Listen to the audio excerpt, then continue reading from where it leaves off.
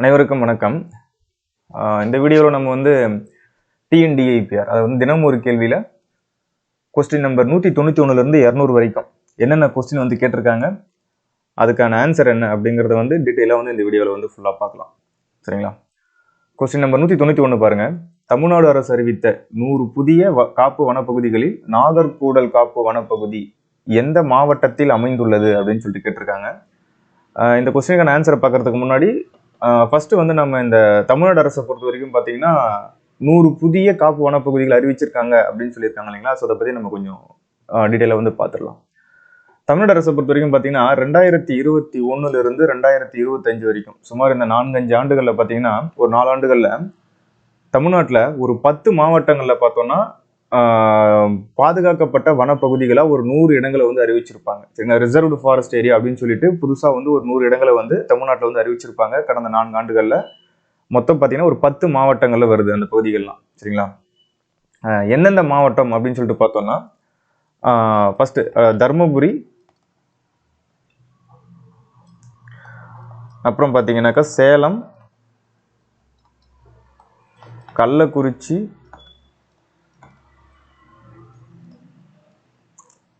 நான்காவது பார்த்தீங்கன்னா நாமக்கல், 5 பார்த்தீங்கன்னா நீலகிரி, 6 திண்டுக்கல்,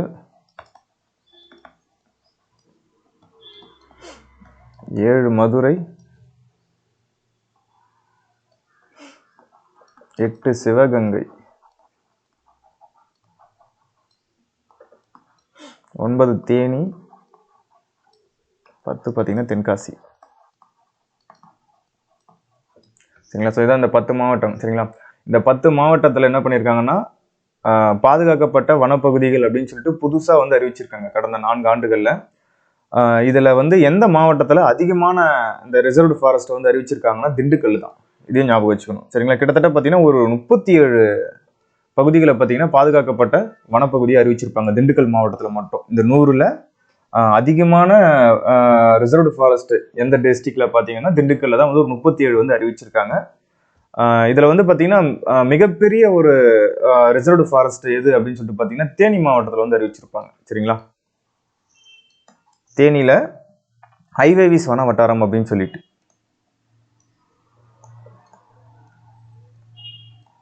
சரிங்களா? ஹைவேவிஸ் வன வட்டாரம் அப்படின்னு சொல்லிட்டு என்ன பண்ணியிருப்பாங்கன்னா அறிவிச்சிருப்பாங்க. அதுதான் பார்த்தீங்கன்னா மிகப்பெரிய ஒரு ரிசர்வ்டு ஃபாரஸ்ட் அந்த ஏரியாவா இருக்கு. சரிங்களா? கிட்டத்தட்ட பார்த்தீங்கன்னா ஒரு 2836 ஹெக்டேர் பரப்பளவில் பார்த்தீங்கன்னா அந்த ரிசர்வ்டு ஃபாரஸ்ட் இருக்கு. சரிங்களா? ஸோ இது வரைக்கும் ஞாபகம் வச்சுன்னா போதும். தமிழ்நாடு அரசு பார்த்தீங்கன்னா ஒரு 100 புதிய காப்பு வனப்பகுதிகளை அறிவிச்சதுல மொத்தம் 10 டிஸ்ட்ரிக்ட் அதில் கவர் ஆகுது. அந்த 10 டிஸ்ட்ரிக்ட் பார்த்தீங்கன்னா தர்மபுரி, சேலம், கள்ளக்குறிச்சி, நாமக்கல், நீலகிரி, திண்டுக்கல், மதுரை, சிவகங்கை, தேனி, தென்காசி. இதில் அதிகப்படியாக அறிவிச்சது எந்த மாவட்டத்தில் பார்த்தீங்கன்னா திண்டுக்கல்ல தான் 37 பகுதிகள் அறிவிச்சிருக்காங்க. மிகப்பெரியது அப்படின்னு சொல்லிட்டு பார்த்தா தேனி மாவட்டத்தில் ஹைவேவிஸ் வன வட்டாரம் அப்படின்னு சொல்லிட்டு தேனி மாவட்டத்தில் அறிவிச்சு இருக்குது அது. சரிங்களா? அந்த பெரிய ஒரு வன வட்டாரம் அப்படிங்கிறது. சரிங்களா? ஸோ இது வரைக்கும் தெரிஞ்சுக்கிட்டா போதுமானது. இந்த கொஸ்டினுக்கான ஆன்சர் பார்த்தீங்கன்னா இந்த நாகர்கூடல் காப்பு வனப்பகுதி எந்த மாவட்டத்தில் இருக்குன்னு கேட்டிருக்காங்க இல்லைங்களா? இது பார்த்தீங்கன்னா ஆப்ஷன் சி தர்மபுரி. சரிங்களா? இந்த 100ல் இந்த நாகர்கூடல் காப்பு வனப்பகுதி அப்படிங்கிறது ஒன்று. தர்மபுரி மாவட்டத்தில் பார்த்தீங்கன்னா நாகர்கூடல் அப்படிங்கிற அந்த கிராமத்தில் இந்த ரிசர்வ்டு ஃபாரஸ்ட் லொக்கேட் ஆயிருக்கு. இது தெரிஞ்சுக்கிட்டா போதுமானது. அடுத்த கொஸ்டின் பார்க்கலாம். கொஸ்டின் நம்பர் 192 பாருங்க. தினம் ஒரு கேள்வியில தமிழ்நாடு அரசு அறிவித்த 100 புதிய காப்பு வனப்பகுதிகளில் மேலப்பிடாவூர் காப்பு வனப்பகுதி எந்த மாவட்டத்தில் அமைந்துள்ளது அப்படின்னு கேட்டிருக்காங்க. சரிங்களா? ஸோ இதுக்கான ஆன்சர் பார்த்தீங்கன்னா ஆப்ஷன் பி தான், சிவகங்கை மாவட்டம். சரிங்களா? இந்த மேலப்பிடாவூர் வன வட்டாரம் அப்படிங்கிறது சிவகங்கை மாவட்டத்தில் மேலப்பிடாவூர் கிராமத்தில் இருக்கு. சரிங்களா? ஸோ இந்த ரிசர்வ்டு ஃபாரஸ்ட் பார்த்தீங்கன்னா இந்த மேலப்பிடாவூர் வன வட்டாரம் அப்படிங்கிறது சிவகங்கை மாவட்டம். இதை ஞாபகம் வச்சுக்கணும். அடுத்த கொஸ்டின் பார்க்கலாம். தினம் ஒரு கேள்வியில் பாருங்க. 193வது கொஸ்டின். தமிழ்நாடு அரசு அறிவித்த 100 புதிய காப்பு வனப்பகுதிகளில் கண்டமனூர் கிழக்கு காப்பு வனப்பகுதி எந்த மாவட்டத்தில் அமைந்துள்ளது அப்படின்னு சொல்லிட்டு கேட்டிருக்காங்க. இதுக்கான ஆன்சர் பார்த்தீங்கன்னா ஆப்ஷன் சி தேனி மாவட்டம். சரிங்களா? இந்த கண்டமனூர் கிழக்கு காப்பு வன வட்டாரம் அப்படிங்கிறது பார்த்தீங்கன்னா தேனி மாவட்டத்தில் கடமலை குண்டு அப்படிங்கிற அந்த கிராமத்தில் இருக்கு. சரிங்களா? நம்ம இந்த ரிசர்வ்டு ஃபாரஸ்ட்டை பற்றி நம்ம ஏற்கனவே பார்த்ததுனால நான் அதுக்கான ஆன்சரை மட்டும் நம்ம வந்து சொல்லிட்டு போயிட்டே இருக்கேன். சரிங்களா? ஸோ அடுத்த கொஸ்டின் பார்க்கலாம். 194 பாருங்க கொஸ்டின் நம்பர். தமிழ்நாடு அரசு அறிவித்த 100 புதிய காப்பு வனப்பகுதிகளில் தலக்காகுட்டு காப்பு வனப்பகுதி எந்த மாவட்டத்தில் அமைந்துள்ளது அப்படின்னு சொல்லிட்டு கேட்டிருக்காங்க. இதுக்கான ஆன்சர் பார்த்தீங்கன்னா ஆப்ஷன் ஏ, மதுரை மாவட்டம். சரிங்களா? தலக்காகுட்டு வன வட்டாரம் அப்படிங்கிறது மதுரை மாவட்டத்தில் பள்ளப்பட்டி கிராமத்தில் வந்து இருக்கு. சரிங்களா? அடுத்த கொஸ்டின் பார்க்கலாம். தினம் ஒரு கேள்வியில பாருங்க 195வது கொஸ்டின். சென்னை பன்னாட்டு புத்தக திருவிழா 2026 நிறைவு விழாவில் சிறப்பு விருந்தினராக கலந்து கொண்ட புக்கர் பரிசு வென்ற எழுத்தாளர் யாரு அப்படின்னு சொல்லிட்டு கேட்டிருக்காங்க. ஆக்சுவலா வந்து இந்த சென்னை பன்னாட்டு புத்தக திருவிழா 2026 அப்படிங்கிறது எப்ப நடந்திருக்கும்னா ஜனவரி 16 இருந்து 18 வரைக்கும். சரிங்களா? ஜனவரி போன மாசம் பார்த்தீங்கன்னா 2026 ஜனவரி 16 இருந்து 18 வரைக்கும் சென்னையில கலைவாணர் அரங்கத்துல வந்து நடந்திருக்கும். சரிங்களா? ஸோ இந்த ஜனவரி 18 நிறைவு விழா அன்னைக்கு பார்த்தீங்கன்னா நிறைய சிறப்பு விருந்தினர்கள்லாம் வந்து அதில் வந்து கலந்துக்குவாங்க. நம்ம தமிழ்நாட்டினுடைய முதலமைச்சர் உட்பட நிறைய சிறப்பு விருந்தினர்கள் வந்து கலந்துக்குவாங்க. அதில் ஒருத்தர் தான் பார்த்தீங்கன்னா இந்த புக்கர் பரிசு வென்ற எழுத்தாளரும் வந்து கலந்துக்குவாங்க. அவங்க யாருன்னு கேட்டிருக்காங்க.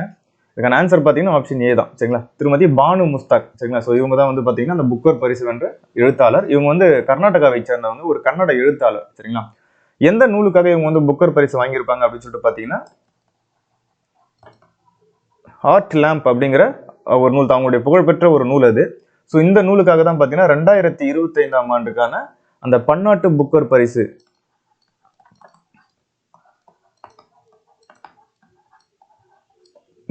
பார்த்தீங்கன்னா வென்றிருப்பாங்க. சரிங்களா? எந்த நூல்னா ஹார்ட் லேம்ப். இதை மொழிபெயர்த்தது பார்த்தீங்க அப்படின்னாக்கா தீபா பாஸ்தி அப்படிங்கிறவங்க. சரிங்களா? இதே ஞாபகம் வச்சுக்கோங்க. சரிங்களா? இந்த ஹார்ட் லேம்ப் அப்படிங்கிற இந்த நூலை வந்து மொழிபெயர்த்தது தீபா பாஸ்தி. அந்த நூலோட ஆசிரியர் பார்த்தீங்கன்னாக்கா பானு முஸ்தாக் அப்படிங்கிறவங்க. சரிங்களா? ஸோ இவங்க வந்து பார்த்தீங்கன்னா அந்த ஜனவரி 18 நடந்த அந்த நிறைவு விழாவில் சிறப்பு விருந்தினராக வந்து அந்த சென்னை பன்னாட்டு புத்தக திருவிழா 2026 வந்து கலந்துகிட்டு இருப்பாங்க.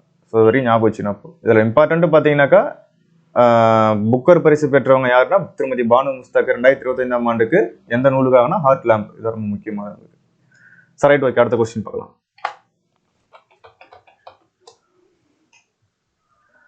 தினம் ஒரு கேள்வியில பாருங்க 196வது கொஸ்டின். மாண்புமிகு தமிழ்நாடு முதலமைச்சர் திரு மு.க. ஸ்டாலின் அவர்கள் மாமல்லன் புதிய குடிநீர் நீர்த்தேக்க பணிக்கு எந்த மாவட்டத்தில் அடிக்கல் நாட்டினார் அப்படின்னு சொல்லிட்டு கேட்டிருக்காங்க. ஸோ மாமல்லன் அப்படிங்கிற அந்த பேரை வச்சு நம்ம ஓரளவுக்கு இதுக்கான ஆன்சரை வந்து கணிச்சிட முடியும். இதுக்கான ஆன்சர் பார்த்தீங்கன்னா ஆப்ஷன் பி தான், செங்கல்பட்டு மாவட்டம். சரிங்களா? அது கொடுத்துருக்காங்க பாருங்க. ரூபாய் 342.60 கோடி மதிப்பீட்டில் கோவளம் உப வடிநில பகுதியில் மாமல்லன் புதிய குடிநீர் தேக்கம் அமைக்கும் பணி மாண்புமிகு தமிழ்நாடு முதலமைச்சர் திரு மு.க. ஸ்டாலின் அவர்கள் அடிக்கல் நாட்டினார் அப்படின்னு சொல்லிட்டு கொடுத்துருக்காங்க. எப்போ அப்படின்னா ஜனவரி 19, 2026. சரிங்களா? கொடுத்துருக்காங்க பாருங்க. செங்கல்பட்டு மாவட்டத்தின் திருப்போரூர் மற்றும் திருக்கழுக்குன்றம் வட்டங்களில் பழைய மாமல்லபுரம் சாலைக்கு கிழக்கு கடற்கரை சாலைக்கும் இடையில் கோவளம் உப வடிநில பகுதியில் 5161 ஏக்கர் பரப்பளவுல 342 கோடி 60 லட்சம் மதிப்பீட்டில் பார்த்தீங்கன்னா இந்த புதிய குடிநீர் நீர்த்தேக்கத்துக்கு பார்த்தீங்கன்னா மாமல்லன் அப்படின்னு வந்து பெயர் சூட்டி இந்த நீர்த்தேக்கம் அமைக்கும் பணிக்கு அடிக்கல் நாட்டி கொடியசைத்து துவக்கி வைத்தார் அப்படின்னு சொல்லிட்டு நம்ம அந்த ப்ரெஸ் ரிலீஸ்ல வந்து தெளிவாக கொடுத்துருப்பாங்க. நம்மளுக்கு தேவை இந்த மாமல்லன் அப்படிங்கிற இந்த புதிய குடிநீர் அந்த நீர்த்தேக்க பணி அப்படிங்கிறது எந்த மாவட்டத்தில் வந்து அமைக்கப்பட உள்ளது அப்படின்னு சொல்லிட்டு பார்த்தீங்கன்னா செங்கல்பட்டுல கோவளம். சரிங்களா? கோவளம், இதை ஞாபகம் வச்சுன்னா போதுமானது. Right, okay. அடுத்த கொஸ்டின் பார்க்கலாம். தினம் ஒரு கேள்வியில பாருங்க 197வது கொஸ்டின். வட சென்னை வளர்ச்சி திட்டத்தின் கீழ் கட்டப்பட்டுள்ள 776 அடுக்குமாடி குடியிருப்புகளை கொண்ட முதல்வர் நகர்ப்புற குடியிருப்புகள் அமைந்துள்ள இடம் எது அப்படின்னு சொல்லிட்டு கேட்டிருக்காங்க. இதுக்கான ஆன்சர் பார்த்தீங்கன்னா ஆப்ஷன் பி, 7 கிணறு அப்படிங்கிறது. சரிங்களா? அதை கொடுத்துருக்காங்க பாருங்க ப்ரெஸ் ரிலீஸ்ல. சென்னை வளர்ச்சி திட்டத்தின் கீழ் சென்னை பெருநகர வளர்ச்சி குழுமம் சார்பில் சென்னை 7 கிணறு பகுதியில் 147 கோடி செலவுல நவீன உட்கட்டமைப்பு வசதிகளுடன் பார்த்தீங்கன்னா ஒரு 776 அடுக்குமாடி குடியிருப்புகளை வந்து கட்டி அதுக்கு வந்து முதல்வர் நகர்ப்புற குடியிருப்புகள் அப்படின்னு சொல்லிட்டு பேர் வச்சு என்ன பண்ணியிருப்பாங்க, திறந்து வச்சிருக்காங்க. சரிங்களா? ஸோ அப்போ இதுக்கான ஆன்சர் பார்த்தீங்கன்னா ஆப்ஷன் பி, 7 கிணறு அப்படிங்கிறது இதுக்கான ஆன்சர். முதல்வர் நகர்ப்புற குடியிருப்பு அப்படின்னாலே 7 கிணறு அப்படின்னு ஞாபகம் வச்சுக்கோங்க. Right, okay. அடுத்த கொஸ்டின் பார்க்கலாம். தினம் ஒரு கேள்வியில பாருங்க 198வது கொஸ்டின். நித்தி ஆயோக்கின் ஏற்றுமதி தயார் நிலை குறியீடு. சரிங்களா? 2024 முன்னணி மாநிலங்களில் ஒன்றாக திகழும் தமிழ்நாட்டின் மதிப்பெண் என்ன அப்படின்னு சொல்லிட்டு கேட்டிருக்காங்க.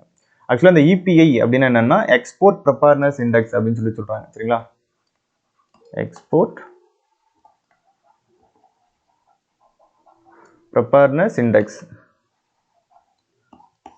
சரிங்களா, இது யார் வெளியிடுறாங்கன்னா நித்தி ஆயோக் தான் வெளியிடுறாங்க.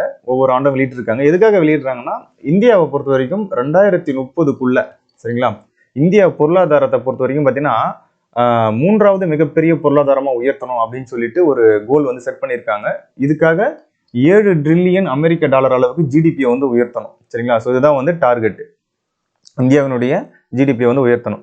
இதுக்காக தான் என்ன பண்ணுதுன்னா நித்தி ஆயோக் அப்படிங்கிறது ஒவ்வொரு ஆண்டும் பார்த்தீங்கன்னா இந்த இபிஐ அப்படின்னு சொல்லிட்டு, அதாவது எக்ஸ்போர்ட் ப்ரிப்பேர்னஸ் இண்டெக்ஸ் அப்படிங்கிறத வந்து அந்த இண்டெக்ஸை வந்து பார்த்தீங்கன்னா வெளியிடுறாங்க. சரிங்களா, அதே மாதிரி அதே 2030 தமிழ்நாட்டை பொறுத்த வரைக்கும் பார்த்தீங்கன்னா ஒரு கோல் வச்சிருக்காங்க. 1 ட்ரில்லியன் அமெரிக்க டாலர் அளவுக்கு தமிழ்நாட்டினுடைய பொருளாதாரத்தை வந்து உயர்த்தணும் அப்படிங்கிறது தமிழ்நாட்டினுடைய ஒரு கோல் வந்து செட் பண்ணியிருக்காங்க. அந்த ஏற்றுமதி இருக்கு இல்லைங்களா, அந்த ஏற்றுமதியில தமிழ்நாட்டை தான் வந்து நம்பர் 1 பிளேஸ் கொண்டு வரணும் அப்படிங்கிறதும் வந்து பார்த்தீங்கன்னா தமிழ்நாட்டினுடைய ஒரு கோல் 2030க்குள்ள. சரிங்களா, ஸோ இதெல்லாம் பேஸ் பண்ணி தான் பார்த்தீங்கன்னா ஒவ்வொரு ஆண்டும் இந்த நிதி ஆயோக் அப்படிங்கிறது பார்த்தீங்கன்னாக்கா இந்த எக்ஸ்போர்ட் ப்ரிப்பேர்னஸ் இண்டெக்ஸ் அப்படிங்கிறத வந்து வெளியிடுவாங்க. அதன் அடிப்படையில் பார்த்தீங்கன்னா இந்த 2024 படி அந்த ரேங்க் லிஸ்ட் வெளியிட்டிருக்காங்கல்ல, ஸோ இதில் தமிழ்நாட்டினுடைய மதிப்பெண் என்ன அப்படின்னு சொல்லிட்டு கேட்டிருக்காங்க. இதுக்கான ஆன்சர் பார்த்தீங்கன்னா ஆப்ஷன் ஏ தான், 64.41. சரிங்களா, கொடுத்துருக்காங்க பாருங்க. செகண்ட் பிளேஸ்ல இருக்கு. ஆக்சுவலா இந்த இபிஐ அப்படின்னு சொல்லக்கூடிய இந்த எக்ஸ்போர்ட் ப்ரிப்பேர்னஸ் இண்டெக்ஸ் ஏற்றுமதி தயார் நிலை குறியீட்டுல முதல்ல இருக்கிறது பார்த்தீங்கன்னா மகாராஷ்டிரா 68.01 அப்படிங்கிற அந்த பாயிண்ட்ல பார்த்தீங்கன்னா மகாராஷ்டிரா தான் ஃபர்ஸ்ட் இருக்கு. செகண்ட் தமிழ்நாடு, தேர்டு பார்த்தீங்கன்னா குஜராத் 64.02 அப்படிங்கிற பாயிண்ட்ல குஜராத் தேர்ட்ல இருக்கு. தமிழ்நாட்டுக்கும் குஜராத்துக்கும் பாருங்க பாயிண்ட்ஸ் ரொம்ப கிட்டக்கா இருக்கு. சரிங்களா, ஸோ அப்போ இந்த முதல் 3 மாநிலங்களை ஞாபகம் வச்சுக்கணும். அப்போ இந்த ஏற்றுமதி தயார் நிலை குறியீடு வெளியிடுறது யாரா, நிதி ஆயோக்கு. அந்த ஏற்றுமதி தயார் நிலை குறியீடு 2024 படி Maharashtra first, second Tamil Nadu, Gujarat third. இது எல்லாமே பார்த்தீங்கன்னா லார்ஜஸ்ட் ஸ்டேட்னு சொல்லுவாங்க. சரிங்களா, பெரிய மாநிலங்கள்ல. இதுவே சிறிய மாநிலங்கள்ல முதல்ல இருக்கிறது எது அப்படின்னு சொல்லிட்டு பார்த்தீங்கன்னா உத்தரகாண்ட் தான். சரிங்களா, உத்தரகாண்ட் 52.07 அப்படிங்கிற மதிப்பீட்டில் உத்தரகாண்ட் வந்து ஃபர்ஸ்ட்ல இருக்கு. சரிங்களா, சிறிய மாநிலங்கள் ஸ்மால் ஸ்டேட்ஸ் கொடுத்துருக்காங்களா, சிறிய மாநிலங்கள் மட்டும் அந்த யூனியன் பிரதேசங்கள்லாம் சேர்த்துருவாங்க. ஸோ இதில் சிறிய மாநிலங்களில் உத்தரகாண்ட் ஃபர்ஸ்ட், பெரிய மாநிலங்களில் மகாராஷ்டிரா ஃபர்ஸ்ட், பெரிய மாநிலங்களில் தமிழ்நாடு செகண்ட். சரிங்களா, ஞாபகம் வச்சு. அடுத்த கொஸ்டின் பார்க்கலாம். தினம் ஒரு கேள்வியில பாருங்க, 199வது கொஸ்டின். நிதி ஆயோக்கின் ஏற்றுமதி தயார் நிலை குறியீடு இபிஐ 2024 பட்டியலில் தமிழ்நாடு பிடித்துள்ள இடம். சரிங்களா, ஸோ இப்பதான் பார்த்தோம் நம்ம.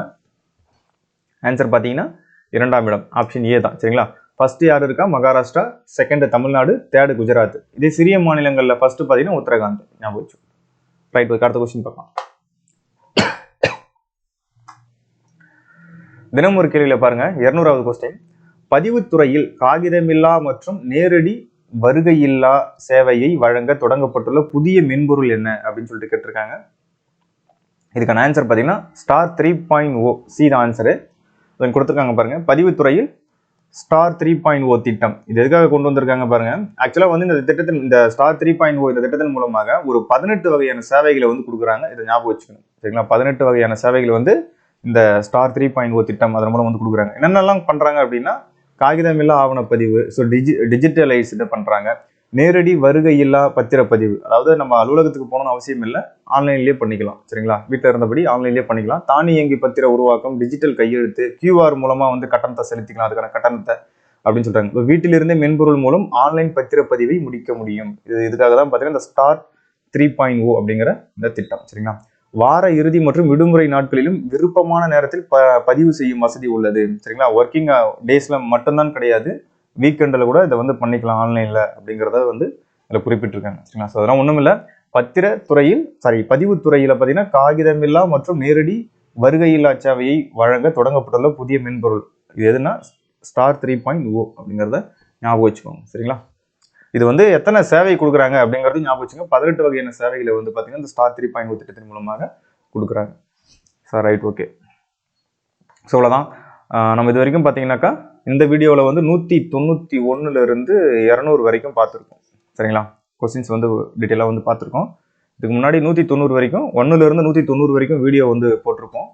அதனுடைய பிளேலிஸ்ட்டை வந்து நான் டிஸ்கிரிப்ஷன்லையும் வைக்கிறேன், நீங்கள் அதையும் பார்த்து தெரிஞ்சுக்கோங்க. சரிங்களா, நம்ம அடுத்தடுத்து பார்க்கலாம்.